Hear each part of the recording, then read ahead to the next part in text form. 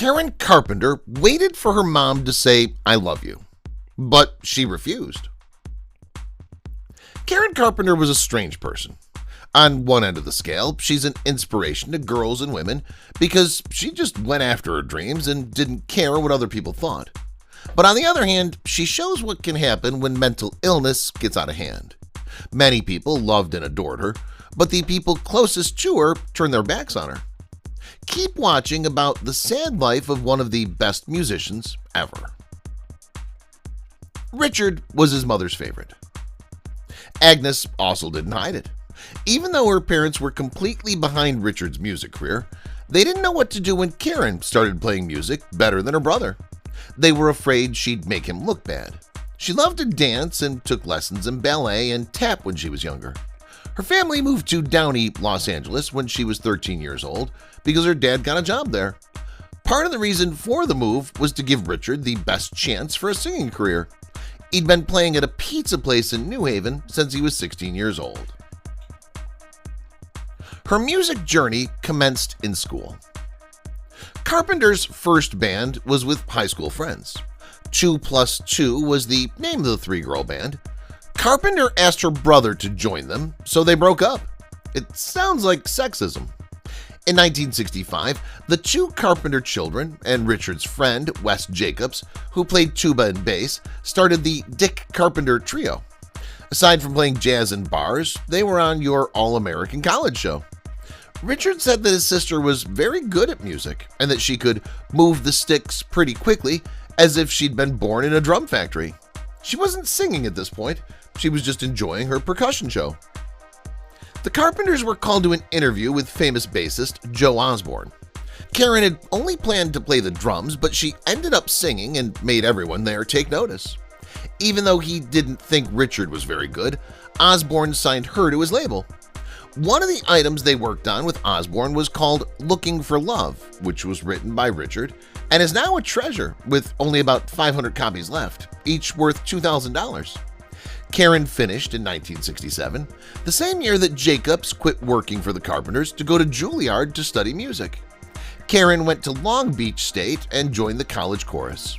The director helped her improve her 3-octave range and told her that pop music would work well with her voice. Stepping into the spotlight. Most of the songs on the first record had Karen singing on them.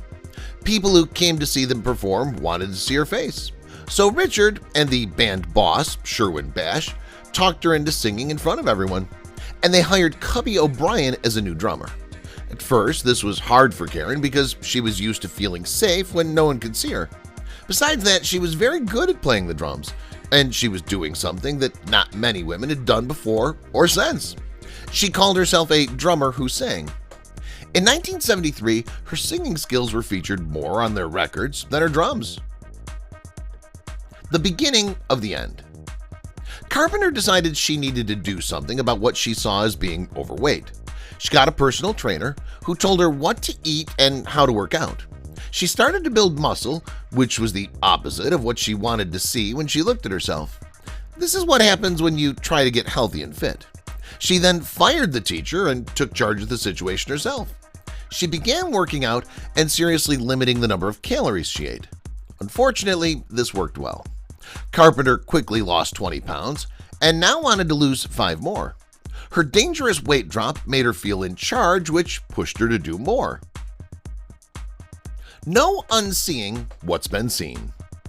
She lost 91 pounds by 1975.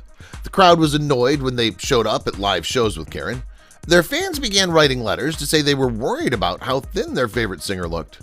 The only thing she could think of to explain her amazing weight loss was that she was too tired from performing. Her folks didn't know what to do. In the same year, her boss saw that she was adding layers to her clothes to hide the fact that she was losing weight.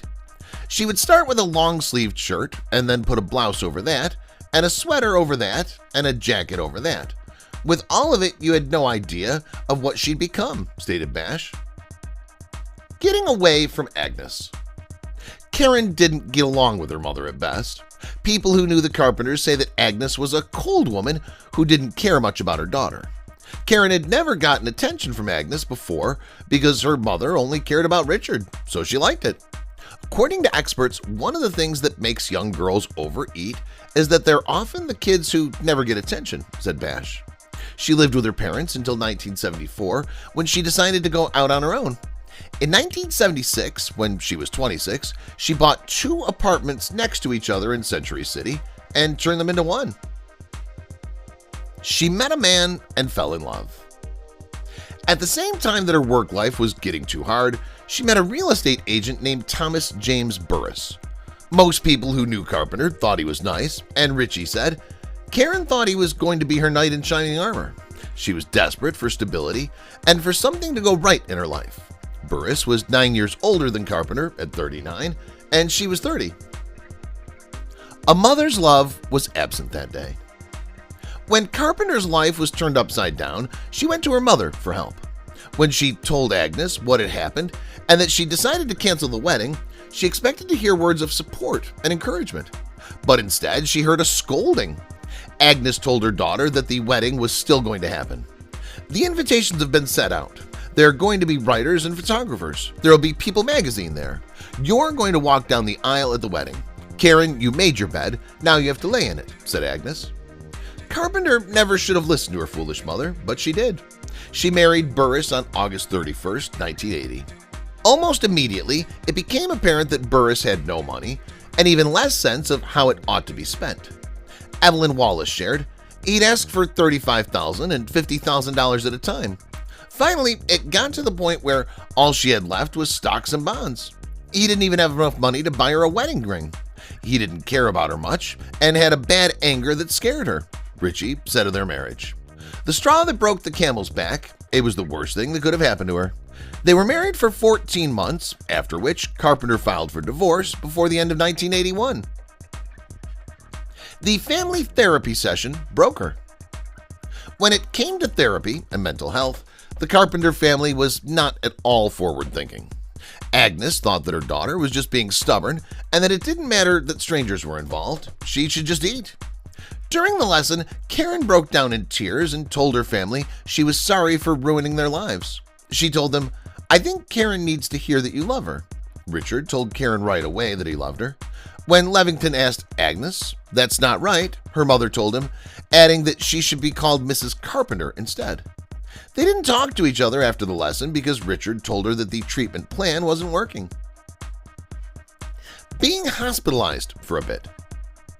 In September 1982, Carpenter called Levicrin to report some worrying signs. She was feeling dizzy and her heart was racing.